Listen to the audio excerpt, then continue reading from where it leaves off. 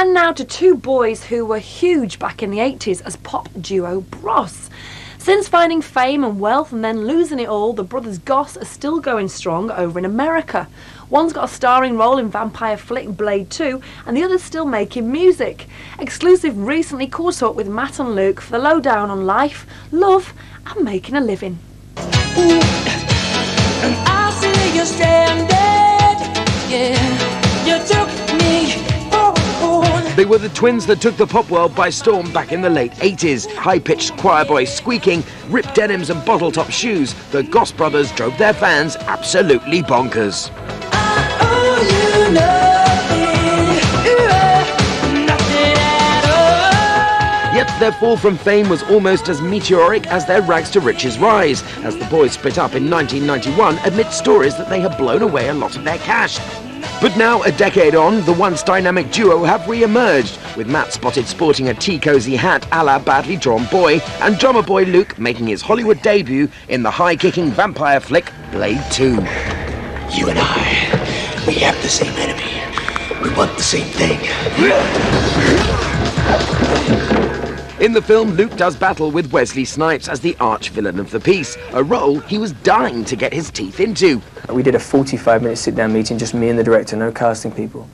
And then from that place, we did casting and then studio approval and Wesley approval. After 10 weeks of waiting, I finally got the role, and I was truly like a kid. Of course, Luke hopes that his performance, which has been praised by the critics stateside, will finally mean he can dump his Bros baggage in lovely old Blighty. If someone's bigoted enough to look beyond that, not look beyond that after this performance, and that's their prerogative. The reality is this: I think it's rightfully so. They should remember my past, but my performance should be the thing that is like the litmus test for should we cut this guy some slack or not. And of course, there is one person who is in no doubt that Luke can cut the mustard in the movies. I'm so proud of him, man. He's like come out of, being a drummer of a pop band into a movie. I mean, it's like he's stuck with it, and he's incredibly talented, and he's the love of my life. He's my brother, so I'm obviously proud of him. Actually, Matt would quite like to follow in the footsteps of those other 80s popsters, the Kemp brothers, and do a follow-up to the gangster flick, The Craze. I'd love to do The Craze. Actually, I went to see Reggie in prison, God bless him, but and he said he'd like me to play him, but I mean, I'd like to. Probably the only film I'd ever want to do is the Craze movie, but the Kemp brothers did a brilliant job, so it's probably not going to happen.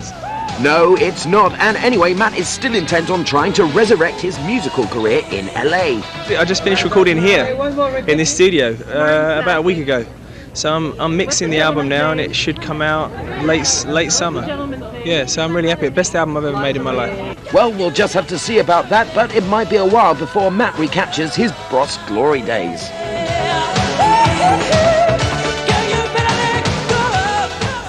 It's the end of part 1. But in part 2 we'll be sipping champagne with the stars at Cartier Polo.